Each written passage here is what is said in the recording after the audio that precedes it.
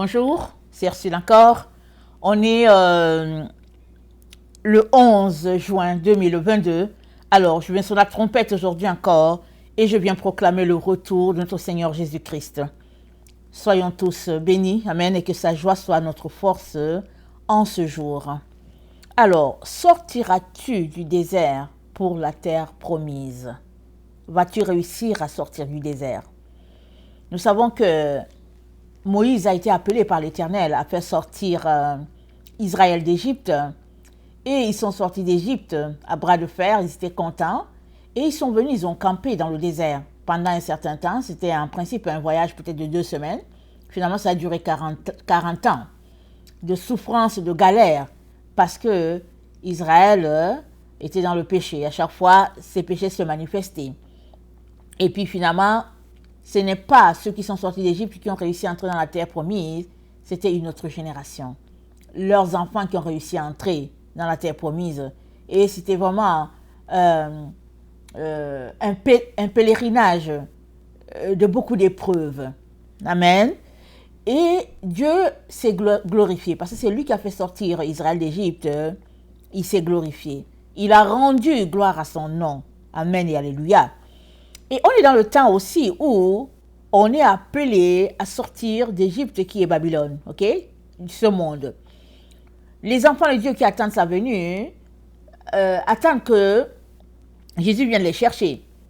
Alors, on parle d'enlèvement et puis bon, comment on va se retrouver dans la présence du Père et tout ce qu'on sait, ok? On sait tout cela. Et il y a un peu la confusion, n'est-ce pas, dans nos esprits. J'ai déjà entendu une personne qui disait « Les anges vont venir nous prendre, ils vont nous envoyer dans le désert. » J'ai entendu d'autres qui disent « Non, l'église est déjà dans le désert. Mais pour sortir, les anges vont nous prendre, ils vont nous faire sortir du désert. » Alors, mais c'est quoi au fait la bonne version qu'on doit comprendre? Donc, ce qu'on doit comprendre, c'est que l'église est déjà dans le désert. Amen. L'église de Jésus-Christ, la véritable église de Jésus-Christ, elle est dans le désert. Pourquoi s'est-elle retrouvée dans le désert? Le 23 septembre 2017, on sait qu'il y a un signe qui est apparu dans le ciel. Alors, certains vont discréditer le signe, chacun va expliquer comme il veut pour dire que non, mais c'est juste la NASA et tout ça. Mais, dans le temps de Jésus, il y a des mages qui sont venus d'Orient parce qu'ils ont vu son étoile. Et ils ont su que le roi est né, le roi de la terre est né. Qu'est-ce que ça nous envoie comme signe? Ça nous envoie que le Seigneur fonctionne avec les astres. Ça nous envoie que toute la création est alignée pour que le plan de Dieu puisse s'accomplir. C'est-à-dire, quand le temps de Dieu arrive, même la création nous le dit. Alors, un jour, je faisais des recherches et je voulais comprendre. Je pense qu'il y a peut-être 2 ou 3 ans. Et le Seigneur m'a dit, n'hésite pas à aller faire des recherches quand tu veux savoir quelque chose. N'hésite pas à aller regarder. Qu'est-ce que les astres disent? Qu'est-ce que la NASA dit? Qu'est-ce que l'aliment des planètes? Qu'est-ce que ça dit? Parce que tout est dans la nature. Dieu nous parle dans la nature, dans les animaux, il nous parle dans les astres, il nous parle parce que Dieu nous a donné tout cela comme des signes. Alors ceux qui comprennent bien les signes avec les astres disent que quand on a les éclipses lunaires, il s'agit de Israël, la terre d'Israël. Et quand on a les éclipses solaires, il s'agit du monde. Ok? Alors voilà. Alors quand il y a une éclipse, tu prêtes l'oreille pour dire, mais attends, est-ce que c'est une éclipse? Ah, on dit qu'il s'agit d'Israël, mais de quoi il est question? Alors j'espère que tu prends le temps pour regarder ces choses-là. Par la grâce de Dieu, je les regarde souvent, mais malheureusement, je ne les amène pas toujours. Et ce qui fait que le 23 septembre 2017, nous avons été informés qu'il y avait un signe dans le ciel et ça correspondait à la femme qui devait accoucher. Voilà, c'est ça qui était dit. Et puis les gens ont correspondu, ont vu que ça matchait avec la dame d'Apocalypse 12, le signe était dans le ciel. À partir du 23 septembre 2017, on peut dire que l'église de Jésus-Christ était dans le désert. Il y en a qui étaient dans le désert avant cela, mais à partir de 2017, il y a un phénomène qui s'est passé, un phénomène cosmique, un phénomène dans les astres, ce qui fait que, finalement, ceux qui cherchaient vraiment Dieu se sont retrouvés à être hors de l'église, montée, assemblée par la main humaine. C'est pourquoi c'est dit que l'église de Jésus-Christ est dans le désert. Lisons Apocalypse 12, le verset, on va lire jusqu'au verset 6, ok? C'est dit, un grand signe parut dans le ciel, une femme enveloppée du soleil, la lune sous ses pieds et une couronne de 12 étoiles sur sa tête. Elle était enceinte et elle criait, étant en travail et dans les douleurs de l'enfantement. Un autre signe parut encore dans le ciel. Et voici, c'était un grand dragon rouge, ayant 7 têtes et 10 cornes. Et sur ses têtes, 7 diadèmes. Sa queue entraînait le tiers des étoiles du ciel et les jetait sur la terre. Le dragon se tint devant la femme qui allait enfanter, afin de dévorer son enfant lorsqu'elle aurait enfanté. Elle enfanta un fils qui doit paître toutes les nations avec une verge de fer, et son enfant fut enlevé vers Dieu et vers son trône. Et la femme s'enfuit dans le désert, où elle avait un lieu préparé par Dieu afin qu'elle y fût nourrie 1260 jours. Okay? Donc, la femme fuit dans le désert, et la femme, on sait ici que c'est l'église de Jésus-Christ, sa véritable église. Et le désert, c'est quoi? Le désert, c'est l'endroit où on rencontre Dieu. On sait que le désert, c'est un lieu aride. Souvent, il n'y a même pas d'eau dans le désert. Mais Dieu merci, il a toujours prévu des oasis dans le désert. Il y a des endroits où tu peux te rafraîchir. Et quand on est dans le désert et qu'on retrouve on dit un oasis ou bien on dit un oasis. Quand on trouve un oasis, on est tellement content, on se dit waouh, de l'eau fraîche. Et puis souvent à ces endroits-là où c'est très désert, il peut y avoir aussi des dattes. Amen. Ces arbres-là qui nous donnent des fruits adaptés à des conditions arides. Souvent tu vas trouver le tamarinier. Et puis les tamarins, c'est encore bon, ça retient de l'eau. Et on est content d'avoir ces fruits-là. Et dans le désert, c'est aussi l'endroit où on rencontre Dieu. Rappelons-nous, Jésus, quand il allait se faire baptiser, la Bible nous dit que le Saint-Esprit est venu se poser sur lui. Le Saint-Esprit a dit, voici, celui-ci c'est mon fils bien-aimé. Et c'est dit que c'est le Saint-Esprit qui l'a conduit au désert. Donc, la fin de l'Apocalypse 12, l'église, la véritable église de Jésus-Christ se retrouve dans le désert parce qu'elle y est conduite par le Saint-Esprit lui-même. Alors, dans le désert, le diable vient tenter Jésus.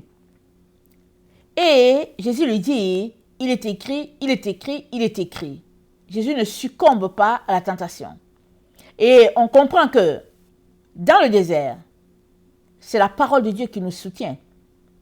Quand on est dans le désert, on apprend à connaître Dieu. On apprend à l'entendre, on apprend à le saisir. Et on apprend aussi à connaître les tactiques de l'ennemi de telle sorte qu'on sort du désert ragaillardi. Et c'est la situation que Jésus-Christ nous a exposée. Et c'est la situation de l'église de Jésus-Christ qui est actuellement dans le désert. Elle est cachée, peu importe le pays, sur toute la planète Terre. Les enfants de Dieu qui cherchent Dieu, en tout cas, ils se sont juste trouvés des trous à quelque part pour creuser, fouiller, regarder pour dire Seigneur où se trouve la vérité. Pardon. Et cette église-là, de Jésus-Christ-là, qui est en même temps appelée son épouse selon Éphésiens 5, le verset 23, donc cette église-là doit sortir du désert pour aller à la terre promise. Parce que ce qui s'est passé avec Moïse et le peuple d'Israël, c'est la même chose qui se passe avec les enfants de Dieu dans le temps où nous sommes. Jésus-Christ vient nous chercher. Pourquoi? Pour la terre promise. Pour cet endroit de félicité éternelle, il vient nous prendre. Mais il vient prendre qui? Ceux-là qui l'attendent, ceux-là qui ont choisi d'aller creuser et de marcher par la parole. Alors, dans le désert, avec Moïse, plusieurs ne sont pas arrivés à la terre promise. Pourquoi? Il y a eu des rébellions, il y a eu de la rébellion, il y a eu X raisons, il y en a qui ne sont pas arrivés. Certains ont déjà commencé à tomber dès que dès que Moïse est allé sur la montagne pour parler à Dieu. Il y en a qui n'ont pas bénéficié des 10 commandements. Moïse est descendu de la montagne quand il a constaté que le peuple était en train de se pervertir avec un veau d'or qu'il s'était choisi comme Dieu. Ce groupe-là avait d'un temps, ils ont péri. La terre s'est ouverte et puis ça les a englobés et puis c'était fini, on n'en parlait plus. Et au fur et à mesure, jusqu'à ce que je pense que le dernier groupe qui a été balayé, c'est tous ceux-là qui n'ont pas marché par la foi comme Caleb et puis Josué. Je pense que ça c'est le dernier groupe. Non, c'est pas le dernier groupe. L'autre personne qui a été aussi englobée avec sa famille, qui a été brûlée avec sa famille, c'est Akan. Akan, ils sont partis pour la conquête, je ne sais plus si c'est Akaï, voilà, Akaï. Et il a vu un beau manteau, il a retenu des objets précieux. Et quand Josué allait en guerre, ils ont perdu. Et c'était la consternation, les pleurs et tout. Et Akan n'est pas sorti pour dire à Josué, c'est moi, il craignait d'être lapidé. Mais Dieu est tellement puissant qu'il a remonté les familles jusqu'à ce qu'il est arrivé à Akan. Et Akan est sorti, on l'a fait sortir avec sa femme, et puis les enfants, ils ont été brûlés. La femme et les enfants ont payé les prix de la rébellion du père. Est-ce que la femme savait? Et elle n'a rien dit? On ne sait pas. Tout ce qu'on sait, c'est que si tu faisais ça, en tout cas, tu exposais toute ta famille. Tout le monde brûlé. C'était ça. Et voilà le schéma de ce qui s'est passé au désert. Des épreuves, des défaites, des conquêtes, des victoires. Voilà ce qui se passe au désert. C'est la même chose avec toi et moi dans le désert où nous nous trouvons. Il y a des jours où on se lève, on est vraiment abattu, on se dit, c'est pas possible, est-ce qu'on va arriver? Il y a d'autres jours, si on se lève, on se dit, ah, merci Seigneur, on va arriver. Et dans le temps où nous sommes, nous attendons de nous rendre à la terre promise. Mais malheureusement, ce n'est pas comme certaines personnes ont dit, ce n'est pas les anges qui viennent nous prendre pour nous amener à la terre promise. Non. On y va par la loi de Dieu. C'est pourquoi l'Église, c'est pourquoi la femme, elle est dans le désert. Elle est dans le désert parce qu'elle étudie la parole de Dieu. Elle est dans le désert parce qu'elle décortique qu'est-ce que Dieu a dit et qu'est-ce que Dieu n'a pas dit. C'est pourquoi elle est dans le désert. Alors, dans le désert où l'Église donc se trouve, le Seigneur vient, amen, nous encourager, amen, par sa parole, par le jeûne, la prière, le dépouillement. Tout ce qui se passe, c'est que c'est dans le désert que l'enfant de Dieu se dépouille. Il se rapproche de son Dieu. Dans le désert, loin des bruits de la ville, il est là, il réfléchit, il s'est dit, Seigneur, je t'aime trop, je vais aller avec toi. Ou bien dans le désert, il y en a qui réfléchissent, qui sortent là, ils retournent en ville. C'est fort possible pour certains. Mais on est dans le désert pour connecter avec Dieu dans toute sa profondeur. Alors, l'église de notre Seigneur Jésus, la véritable église, c'est pas maintenant qu'elle va dans le désert, comme certaines personnes le pensent. Elle est déjà dans le désert depuis 2017 et elle est en train d'en sortir. Apocalypse 12, le verset 13 nous dit, quand le dragon vit qu'il avait été précipité sur la terre, il poursuivit la femme qui avait enfanté l'enfant mâle. Et les deux ailes du grand aigle furent données à la femme, afin qu'elle s'envolât au désert, vers son lieu où elle est nourrie un temps, des temps et la moitié d'un temps, loin de la face du serpent. Et de sa bouche, le serpent lança de l'eau, comme un fleuve derrière la femme, afin de l'entraîner par le fleuve. Et la terre secourit la femme, et la terre ouvrit la bouche, et engloutit le fleuve que le dragon avait lancé de sa bouche. Et le dragon fut irrité contre la femme, et il s'en alla faire la guerre au reste de sa postérité et à ceux qui gardent les commandements de Dieu et qui ont le témoin de Jésus. Et il se tint sur le sable de la mer. Donc, nous voyons que l'église de Jésus-Christ, la véritable, elle se cache. C'est de combat à combat. Et puis bon, elle essaie de trouver son équilibre parce qu'elle se réfugie. Elle va au désert une première fois. Et encore, elle y retourne encore une seconde fois. Alors, reprenons le schéma dans la situation dans laquelle nous sommes. L'église de Jésus-Christ est dans le désert. On le sait. Et on s'apprête à en sortir. Mais, on a l'information à partir d'Apocalypse 12 qu'il y a un deuxième désert. Ce deuxième désert, c'est le désert où on cherchera à tuer plusieurs. Okay? Plusieurs perdront la vie. Ce deuxième désert correspond à Apocalypse 6, à partir du verset 9. Le verset 9 à 12. Apocalypse 6, le verset 9 à 12, je pense que c'est ça. Il y a un groupe là qui dit, mais jusqu'au quand, maître véritable, vas-tu nous venger? Et c'est dit qu'on leur a donné encore des vêtements blancs. On a dit, attendez encore. Alors, le deuxième désert d'Apocalypse 12, le verset 13, correspond à cette étape-là. Où, dépendamment des pays, dépendamment des endroits sur la terre, il y en a qui laisseront leur sang couler pour la purification de la terre. Ça, c'est déjà écrit et on ne peut rien. Si tu fais partie des personnes qui ont été choisies pour que le sang coule, amen, alléluia. Si tu fais partie des personnes aussi qui vont aller encore se cacher et puis vont trouver un refuge quelque part, amen, alléluia. Mais on doit comprendre que c'est chacun qui doit sortir du désert pour se retrouver sur la terre promise. Parce que c'est dit quoi? Apocalypse 13 nous dit, 2 ailes ont été données à la femme. Alors, les 2 ailes, on te donne ça pourquoi? Parce que l'église de Jésus-Christ a l'image de la colombe. Amen. Et la colombe, c'est le Saint-Esprit. Alors, avec le Saint-Esprit, on est capable de voler, de planer sur nos 2 ailes. Mais quand tu as une seule aile, ben voilà, c'est difficile. Je ne vois pas un oiseau qui va planer sur une seule aile.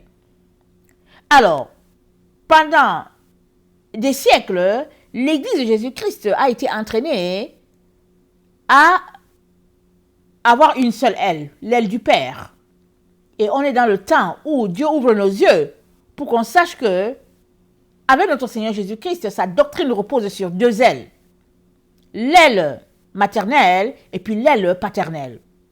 Alors, c'est sûr que pour plusieurs, c'est une nouvelle doctrine, mais qui veut la vérité la connaîtra. Qui la balance aussi, ben, on ne peut rien. Si tu veux connaître la vérité, tu la connaîtras, elle sera affranchie. Si tu ne veux pas la connaître aussi, ben, c'est dommage. Et saisissons aussi que si Dieu a donné une vérité à D, exemple, au niveau D, si Dieu t'a donné une vérité, que tu as refusé la vérité au niveau D, tu ne peux pas avoir la vérité au niveau E. Tu ne peux pas l'avoir. Pourquoi? Parce que c'est comme un escalier. Si tu as raté ta marche de D, je ne vois pas comment tu vas planer pour arriver à la marche de E ou bien à la marche de F. Au fait, je dis tout ça parce que c'est en cherchant la vérité que j'ai fini par voir que la marche avec Jésus-Christ, c'est une marche en escalier. Tu réussis une étape et puis il te propulse à l'autre étape. Tu ne réussis pas cette étape, tu restes là pour pouvoir réussir ton examen. Mais si tu tournes juste en rond, finalement, tu es tout simplement dégradé et puis tu dégringoles. C'est ça que j'ai compris. Ok? Donc, si une vérité a été émise par le Saint-Esprit au niveau D et que tu ne l'as pas assimilée ou bien tu l'as rejetée, je ne vois pas comment tu vas faire pour passer du niveau C au niveau E ou bien au niveau F. Parce que tu as besoin de retourner à l'endroit que tu as rejeté, que tu as refusé, pour comprendre, pour savoir, au fait, qu'est-ce qui se passe. Alors, l'église de Jésus-Christ, donc, est sur le point de sortir du désert. Mais Dieu nous donne l'information que, cette fois-ci, dans ce second désert où elle est poursuivie par le serpent et tout ça, le Saint-Esprit va se manifester avec puissance. Parce que 2 ailes lui sont données, ça nous envoie à la colombe. L'histoire de la colombe, l'oiseau, qui est la représentation du Saint-Esprit. Alors, regardons Ésaïe 46.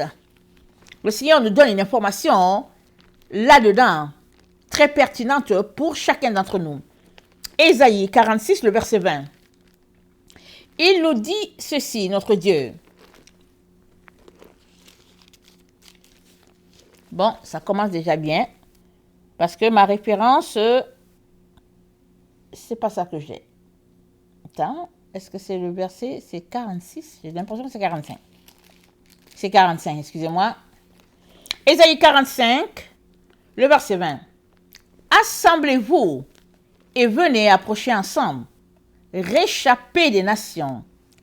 Ils n'ont point d'intelligence, ceux qui portent leurs idoles de bois et qui invoquent un Dieu incapable de sauver. Déclarez-le et faites-les venir. Qu'ils prennent conseil les uns des autres. Qui a prédit ces choses dès le commencement et depuis longtemps les a annoncées. N'est-ce pas moi l'Éternel? Il n'y a point d'autre Dieu que moi. Je suis le seul Dieu juste et qui sauve. Tournez-vous vers moi et vous serez sauvés. Vous tous qui êtes aux extrémités de la terre. Car je suis Dieu et il n'y a point d'autre. Je le jure par moi-même. La vérité sort de ma bouche et ma parole ne sera point révoquée. Tout genou fléchira devant moi. Toute langue jurera par moi. En l'Éternel seul, me dira-t-on, réside la justice et la force. À lui viendront pour être confondus tous ceux qui étaient irrités contre lui.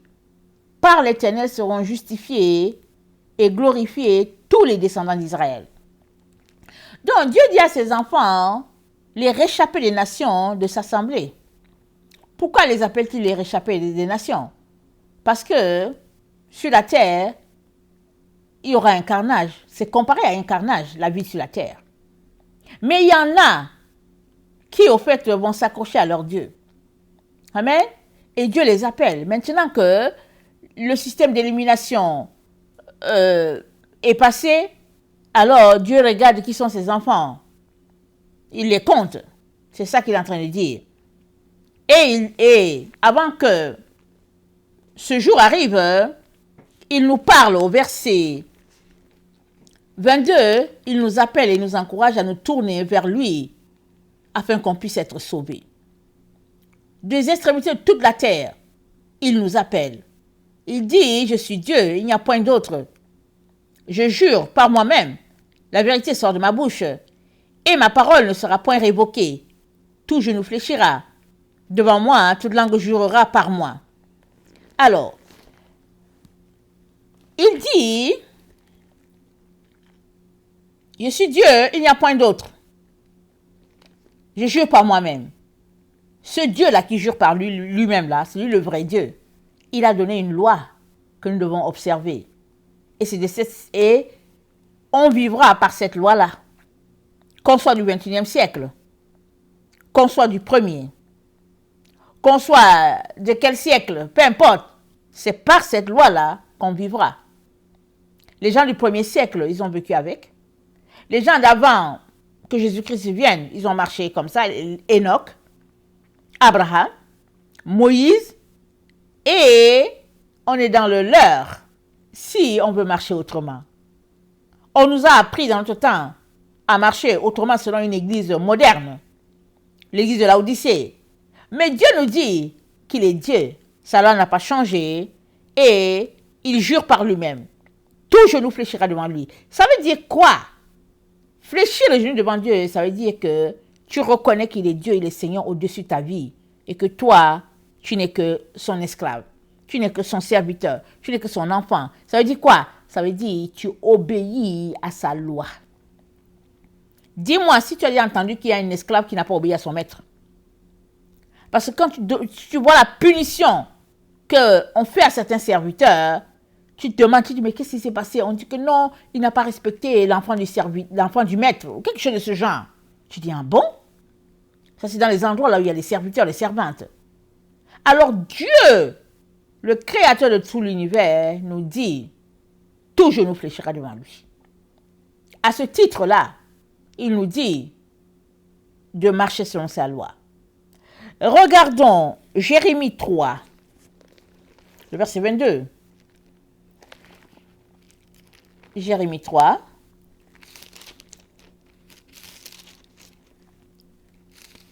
Le verset 22 nous dit, « Revenez, enfants rebelles, je pardonnerai vos infidélités. Nous voici, nous allons à toi, car tu es l'Éternel notre Dieu. Oui, le bruit qui vient des collines et des montagnes n'est que mensonge. Oui, c'est en l'Éternel notre Dieu qu'est le salut d'Israël. Les idoles sont dévorées, le produit du travail de nos pères, dès notre jeunesse. Leurs brebis et leurs bœufs, leurs fils et leurs filles, nous avons notre honte pour couche et notre ignominie pour couverture, car nous avons péché contre l'Éternel notre Dieu, nous et nos pères, dès notre jeunesse, jusqu'à ce jour. Et nous n'avons pas écouté la voix de l'Éternel notre Dieu. » Jérémie 4. Israël, si tu reviens à moi, dit l'Éternel, si tu ôtes tes abominations de devant moi, tu ne seras plus errant. Si tu jures, l'Éternel est vivant, avec vérité, avec droiture et avec justice, alors les nations seront bénies en lui et se glorifieront en lui. Car ainsi parle l'Éternel aux hommes de Juda et de Jérusalem. Défrichez-vous un champ nouveau et ne s'aimez pas parmi les épines. Circoncisez-vous pour l'Éternel, circoncisez vos cœurs. Hommes de Juda et habitants de Jérusalem, de peur que ma colère n'éclate comme un feu et ne s'enflamme sans qu'on puisse l'éteindre à cause de la méchanceté de vos actions. Annoncez en Juda, publiez à Jérusalem et dites, sonnez de la trompette dans le pays. Criez à pleine voix et dites, rassemblez-vous et allons dans les villes fortes. Élevez une bannière vers Sion. Fuyez, ne vous arrêtez pas, car je fais venir du septentrion du malheur. Je fais venir du septentrion le malheur et un grand désastre. Le lion s'élance de son taillis. Le destructeur des nations est en marche, il a quitté son lieu pour ravager ton pays. Tes villes seront ruinées et il n'y aura plus d'habitants. C'est pourquoi, couvrez-vous de sacs, pleurez et gémissez, car la colère ardente de l'Éternel ne se détourne pas de nous. En ce jour-là, dit l'Éternel, le roi et les chefs perdront courage, les sacrificateurs seront étonnés et les prophètes stupéfaits. Je dis, ah Seigneur éternel, tu as donc trompé ce peuple et Jérusalem en disant, vous aurez la paix. Et cependant, l'épée menace leur vie. En ce temps-là, il sera dit à ce peuple et à Jérusalem, un vent brûlant souffle des lieux élevés du désert, sur le chemin de la fille de mon peuple, non pour vanner, ni pour nettoyer le grain, c'est un vent impétueux qui vient de là jusqu'à moi. Maintenant, je prononcerai leur sentence. Voici, le destructeur s'avance comme les nuées. Ses chars sont comme un tourbillon. Ses chevaux sont plus légers que les aigles. Malheur à nous, car nous sommes détruits. Purifie ton cœur du mal, Jérusalem, afin que tu sois sauvé. Jusqu'à quand garderas-tu dans ton cœur tes pensées iniques? Car une voix qui part dedans annonce la calamité. Elle la publie depuis la montagne d'Éphraïm. Dites-le aux nations, faites-le connaître à Jérusalem. Des assiégeants viennent d'une terre lointaine. Ils poussent des cris contre les villes de Juda. Comme ceux qui gardent un champ, ils entourent Jérusalem. Car elle s'est révoltée contre moi, dit l'Éternel. C'est là le produit de tes voix et de tes actions. C'est là le produit de ta méchanceté. Certes, cela est amer, cela pénètre jusqu'à ton cœur. Mes entrailles, je souffre dedans de mon cœur. Le cœur me bat, je ne puis me taire. Car tu entends mon âme, le son de la trompette, le cri de guerre. On annonce ruine sur ruine, car tout le pays est ravagé. Mes tentes sont ravagées tout à coup, mes pavillons en un instant. Jusqu'à quand verrai-je la bannière et entendrai-je le son de la trompette? Certainement mon peuple est fou. Il ne me connaît pas. Ce sont des enfants insensés, dépourvus d'intelligence. Ils sont habiles pour faire le mal, mais ils ne savent pas faire le bien. Je regarde la terre, et voici, elle est informe et vide. Les cieux et la lumière a disparu. Je regarde les montagnes, et voici, elles sont ébranlées. Et toutes les collines chancellent. Je regarde, et voici, il n'y a point d'homme. Et tous les oiseaux des cieux ont pris la fuite. Je regarde, et voici, le Carmel est un désert. Et toutes les villes sont détruites devant l'Éternel, devant son ardente colère, car ainsi parle l'Éternel. Tout le pays sera dévasté. Mais je ne ferai pas une entière destruction. À cause de cela, le pays est en ruine, le pays est en deuil. Et les cieux en haut sont obscurcis. Car je l'ai dit, je l'ai résolu. Et je ne m'en repens pas. Je ne me retracterai pas. Au bruit des cavaliers et des archers, toutes les villes sont en fuite. On entre dans les bois. On monte sur les rochers. Toutes les villes sont abandonnées. Il n'y a plus d'habitants. Et toi, dévasté, que vas-tu faire? Tu te revêtiras de cramoisis, tu te pareras d'ornements d'or, tu mettras du fard à tes yeux, mais c'est en vain que tu t'embelliras. Tes amants te méprisent. Ils en veulent à ta vie, car j'entends des cris comme ceux d'une femme en travail, des cris d'angoisse comme dans un premier enfantement. C'est la voix de la fille de Sion. Elle soupire, elle étend les mains. Malheureuse que je succombe sous les meurtriers. Donc, voilà comment Dieu annonce la fin du désert. Voilà comment il annonce la fin de la vie au désert. Il appelle ses enfants, il dit, dans Jérémie 4, le verset 14, il dit, purifie ton cœur du mal, Jérusalem, afin que tu sois sauvé. Il dit, jusqu'à quand garderas-tu les pensées iniques? On est dans ce temps-là où s'il y a une seule chose que Dieu nous dit de faire, c'est de nous purifier, c'est de retourner à la vérité. Il nous appelle incessamment, il dit, changez vos voies, réformez vos voies. Mais qu'est-ce qui se passe souvent? C'est qu'on change selon ce qui nous convient. Ok? C'est comme ça qu'on se comporte envers Dieu, plusieurs. Si ça fait notre affaire, on obéit.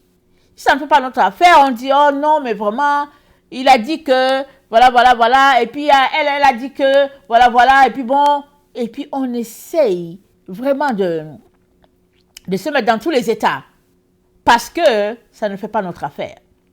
Donc, au lieu que chacun d'entre nous se mette à critiquer ce que telle personne a envoyé de la part du Seigneur, parce que quand tu critiques, tu es déjà en train de te fermer la porte pour comprendre ce que Dieu est en train de faire. La critique ne fait que t'éloigner de Dieu. La critique négative, bien sûr. Tu peux critiquer parce qu'une critique, elle peut aussi être positive. Donc, excusez mon français. Donc, le fait de critiquer négativement quelque chose ne te donne pas de savoir si c'est Dieu qui a parlé ou pas. Et ce que tu dois aussi comprendre, c'est que Dieu, il peut donner un message à une personne B, et il va donner un autre message à une personne P, il va donner un autre message à une personne O, et puis toi-même, il ne te donne pas le message. Mais pourquoi il ne t'a pas donné le message? Peut-être parce que tu n'es pas rendu à comprendre ce qu'il veut. Peut-être parce que aussi il veut t'enseigner quelque chose. Peut-être parce que tu es aussi rempli d'orgueil. Peut-être, on ne sait pas la raison. Mais, va seulement devant Dieu. Continue de prier. Il va se révéler. Mais, si tu es de ceux-là qui disent que non, si Dieu a parlé là, si c'est de lui ce qu'il doit aussi me dire, tu es déjà en train de te fermer la porte. Parce que Dieu peut effectivement parler à une personne, à 2, à 3, à 4, mais à toi, tu ne sais pas. C'est-à-dire que tu n'entends rien parce que justement tu t'es bouché les oreilles. Alors, Dieu nous appelle à purifier nos cœurs afin que on puisse l'entendre. Et ce n'est que comme ça qu'on sortira du désert. Le temps dans lequel on est là, c'est un temps où c'est pas ton frère qui va te dire où aller. Hein. C'est pas ta soeur qui va te dire d'aller à gauche. Hein. Non. Si tu ne sais pas où aller, il y a un problème. Tu devrais pas passer tes journées à pleurer devant Dieu pour dire Seigneur, oriente-moi, je ne sais pas où aller. Je suis au carrefour et puis je ne sais pas où est la route. Tu devrais. Parce que l'obscurité est répandue sur la terre et ça va encore aller en s'intensifiant. Mais Dieu qui est tellement bon, il nous a montré les chemins de lumière. Dieu, il est bon. Il nous montre tous les spots de lumière. Où est-ce qu'on peut avoir la lumière? Évidemment, il y a des gens qui ne veulent pas. Ok? Moi, je connais des gens. Il y a des gens qui ne veulent pas les spots de lumière. Tu ne veux pas. C'est ton problème. Tu vas t'égarer. Parce que quand Dieu nous oriente là où il y a les spots de lumière, c'est pour nous dire, va de ce côté-ci, tu vas bien voir. Alors, mais la lumière vers laquelle Dieu nous oriente, c'est une lumière qui a tout à voir avec toute la loi de Dieu. On a lu dans Ésaïe, Dieu y remonte toujours à ce qu'il a dit. Quand Dieu te dirige vers une lumière, ça sera en relation avec Enoch, avec Moïse, avec Abraham, avec tous ces gens-là. Tu ne peux pas être sur ton spot de lumière tout seul, c'est pas possible. L'église d'aujourd'hui, c'est une église qui est toute seule là. Et Jésus-Christ lui a fait les reproches. Jésus lui a dit, Laodicée, viens acheter de moi du collyre. Va changer ton vêtement, il y a trop de trous dedans. Et puis, ce que tu appelles richesse là, laisse tomber ça, Laodicée. Parce que ce n'est pas ma voie. Alors, Dieu a pris soin de nous le dire. Mais, si nous on pense que c'est trop aéré, ce que Dieu dit, pas aéré, arriéré, alors on va juste dire que ce n'est pas de Dieu. Parce que on vit dans un temps où il faut toujours le modernisme, il faut toujours du nouveau. Mais Dieu nous dit quoi? Il nous dit de retourner sur l'ancien chemin. Amen. Alors, comment l'Église sortira-t-elle du désert? Elle sortira du désert en retournant sur l'ancien chemin. C'est comme ça qu'elle sortira du désert. Elle ne sortira pas du désert en prenant sa voix, elle en disant que, bon, telle dénomination, et puis telle dénomination. Non, non, non. Écoute-moi bien. Si tu es en train de suivre Jésus-Christ, c'est que tu es en lien avec la doctrine de Jésus-Christ. Et la doctrine de Jésus-Christ, elle est selon les prophètes, les apôtres. Jésus-Christ lui-même est la pierre angulaire. Si ta doctrine selon Jésus-Christ n'a rien à voir avec ce qui s'est passé par les hommes de la foi, les hommes de foi d'autrefois, il y a un problème déjà en partant. Alors, Dieu ne peut pas faire que toi, tu marches tout seul. Alors que son Église à lui est bâtie sur le fondement que lui-même a établi. Alors, si on lit Apocalypse 21, allons-y, le verset 14, ça nous dit ceci.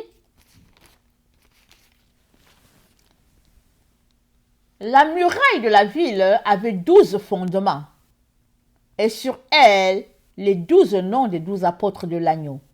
La muraille, elle avait 12 fondements. Ok? Alors, mais ces apôtres-là, on sait que Jésus-Christ avait des apôtres. C'est eux qui nous ont apporté la parole de Dieu. Ok? Ils sont assurés qu'on ait tout le nécessaire pour que dans le temps où nous sommes, nous soyons toujours en relation, en communion avec eux. Ok? Donc, la muraille, elle porte leur nom. Ok? Allons-y encore. Lisons. Verset 15. Celui qui me parlait avait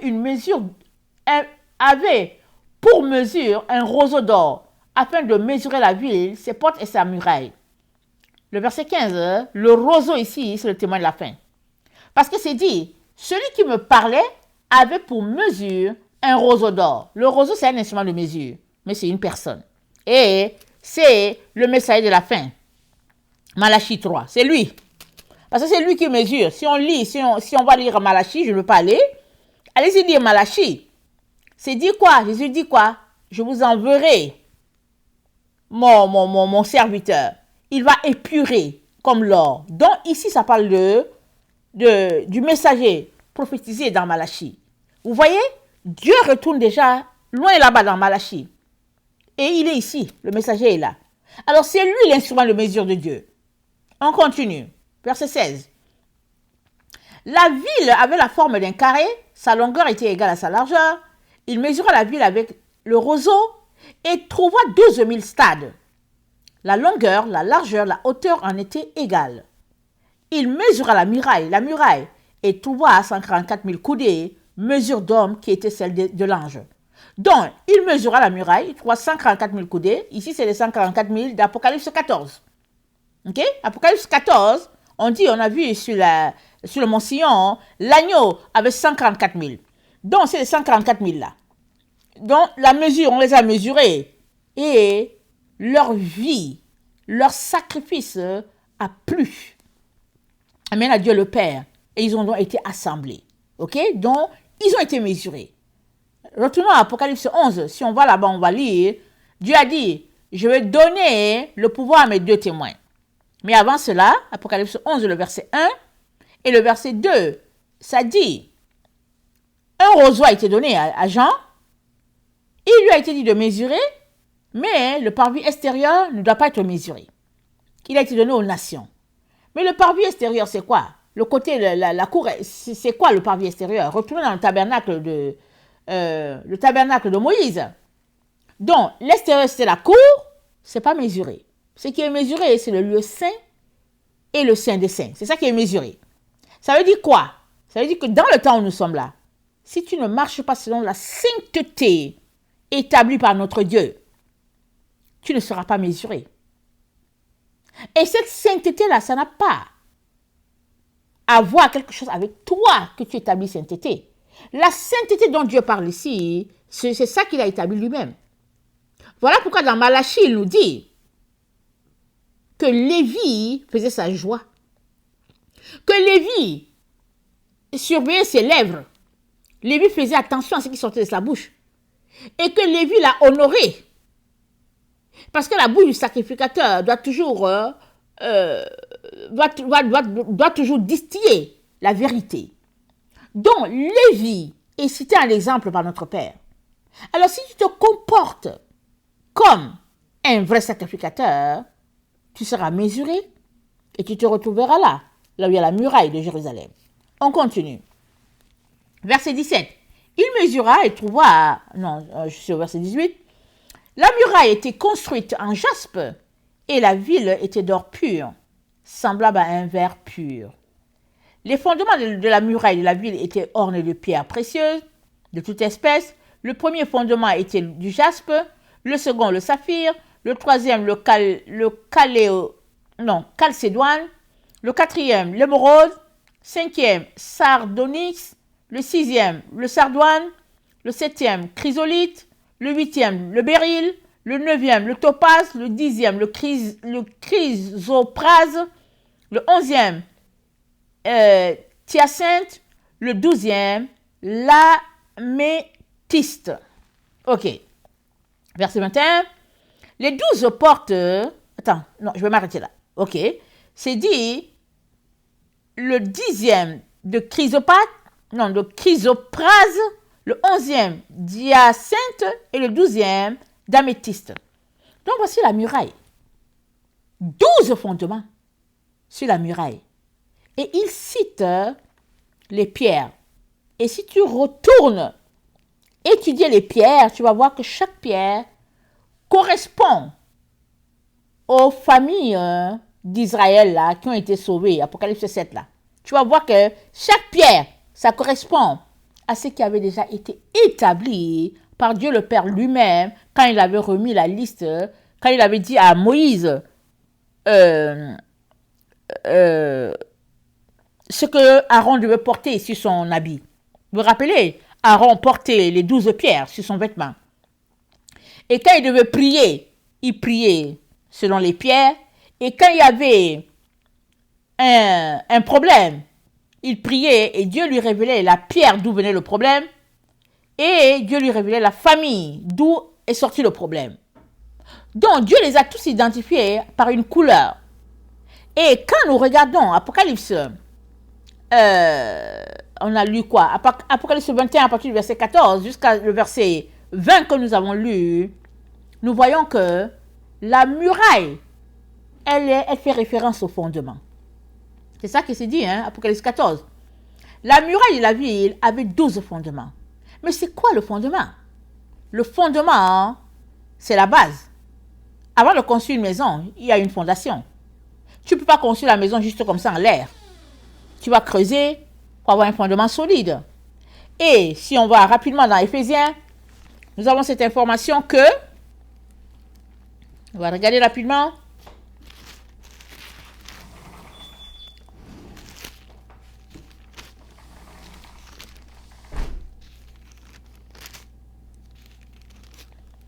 Dans Éphésiens 2, c'est dit, le verset 20, vous avez été édifiés sur le fondement des apôtres et des prophètes, Jésus-Christ lui-même étant la pierre angulaire. En lui, tout l'édifice, bien coordonné, s'élève pour être un temple saint dans le Seigneur. En lui, vous êtes aussi édifiés pour être une habitation de Dieu en esprit. Chacun est édifié selon le fondement établi. C'est ça. Et ces derniers temps, j'apporte le fondement de Jésus-Christ et ses enseignements. Il nous parle d'une église qui ressemble, qui a l'image d'une colombe sur 2 ailes. L'aile de la mère, l'aile du Père. L'église que nous connaissons évolue sur une aile, l'aile du Père. On ne nous parle pas de l'aile de la mère. Et Jésus-Christ, à la base, à l'origine, a établi son église sur 2 ailes. Il nous parle de la mère terrestre, il nous parle du Père céleste. Ok? C'est de ça, c'est de ce fondement-là qu'il est question. Ce n'est pas nos fondements à nous, là. C'est le fondement que Jésus-Christ a établi.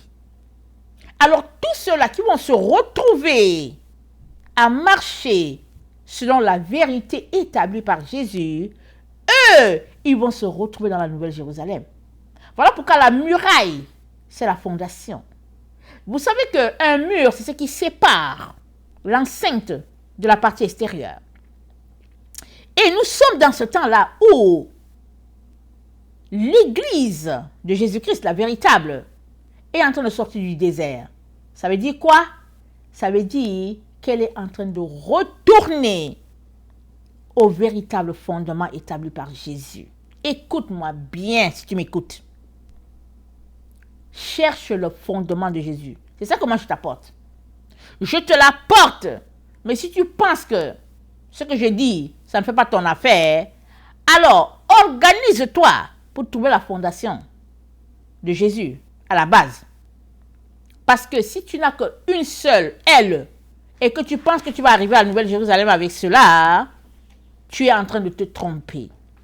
Tu ne peux pas arriver sur la Nouvelle Jérusalem avec ta seule aile comme fondation, comme fondement de cette église-là. Parce que le fondement de l'église, ce n'est pas toi et moi qui l'avons apporté, c'est Jésus-Christ lui-même. Et j'ai déjà apporté une vidéo sur laquelle j'ai dit, il a parlé de la mer terrestre avec 7 anges, il a parlé du Père céleste avec 7 anges, c'est ça qu'il a dit.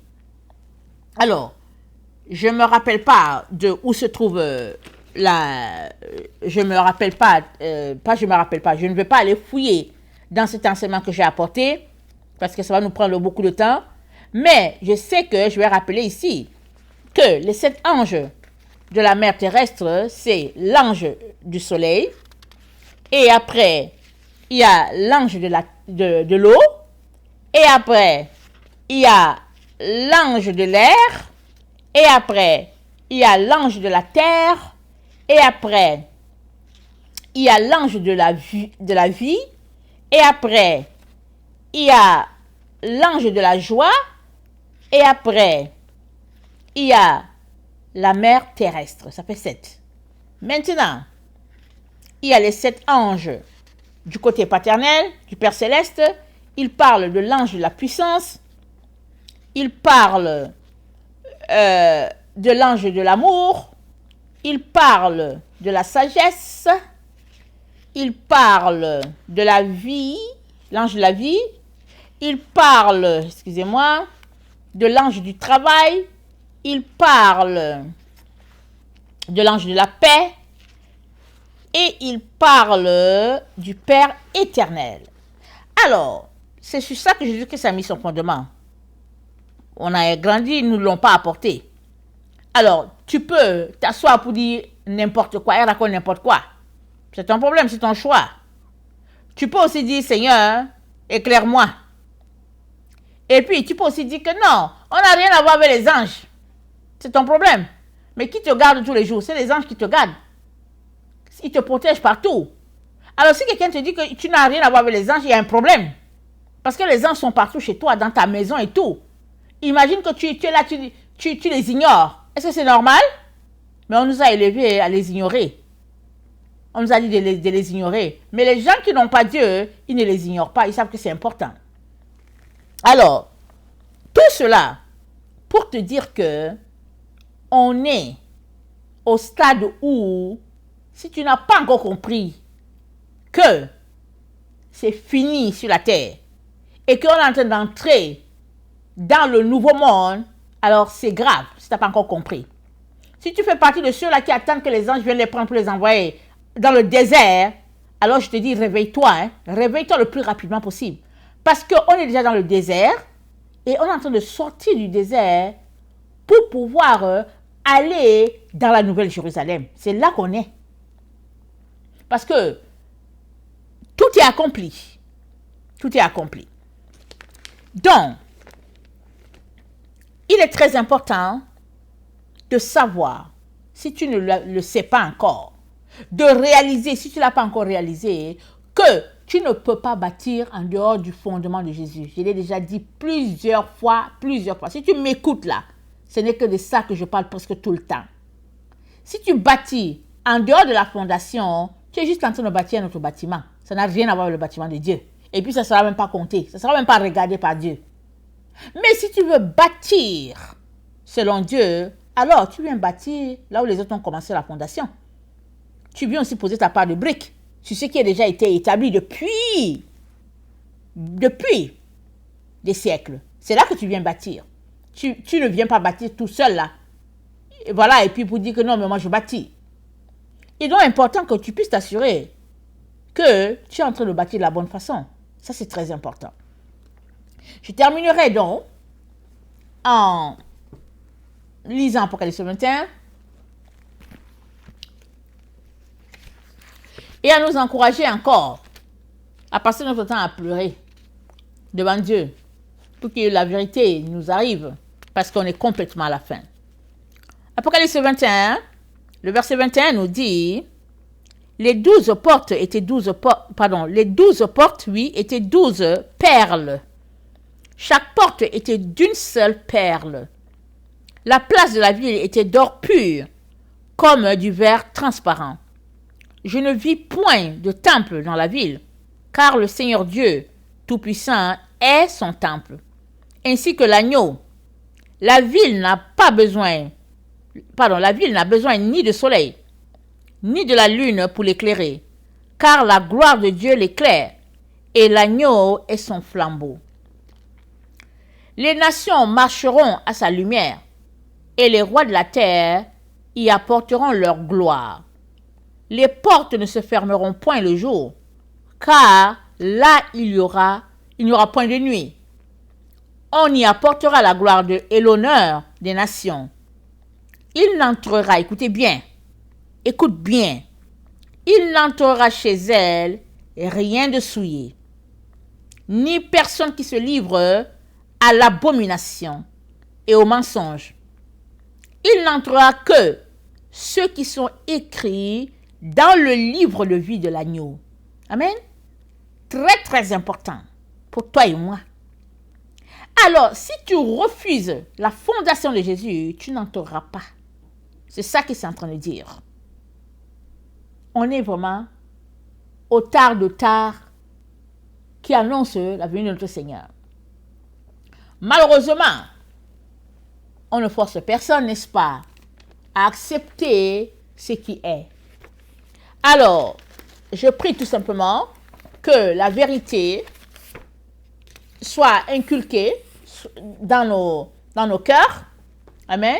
Et je prie pour tous ceux-là qui veulent la vérité, que Dieu puisse enlever les écailles de vos yeux. Mais souvent, on veut garder ce qu'on connaît. Souvent, on est confiant dans nos acquis. Alors, si tu es confiant dans tes acquis, je ne peux rien. Mais si tu veux la vérité, laisse-moi te dire que la fondation de Jésus-Christ, elle est sur deux ailes. Elle est sur l'aile de la colombe. C'est l'exemple de la colombe. Et une colombe ne peut pas voler sur une aile. L'Église de Jésus-Christ ne peut pas voler sur une aile. Elle vole sur deux ailes. Et si tu veux voler, prends l'exemple de la femme de l'Apocalypse. Elle a volé, elle s'est envolée dans le désert. Mais si elle n'avait pas deux ailes, elle n'allait pas voler. Et c'est précisé, Apocalypse 12, le verset 13-14, que deux ailes lui ont été données. Va chercher ce qu'ont les deux ailes. Et arrête d'être incrédule. Et arrête de contester avec le plan de Dieu, avec la vérité de Dieu. Humilie-toi et demande à Dieu de t'aider à accepter ce qu'il est en train de faire. Et retourne sur l'ancien chemin. Demande à Dieu, c'est quoi l'ancien chemin? Il va t'aider. Parce que cet ancien chemin-là, Enoch l'a suivi. Jérémie l'a suivi. Abraham l'a suivi. Moïse l'a suivi, etc., etc. Le chemin n'a pas commencé avec nous. Ça a commencé depuis. Ce n'est pas à eux de venir intégrer nos erreurs. C'est à nous de retourner à la vérité. Que le Seigneur bénisse sa parole. Je vous aime beaucoup. Et Dieu davantage. Maranatha, Jésus revient. Amen et amen.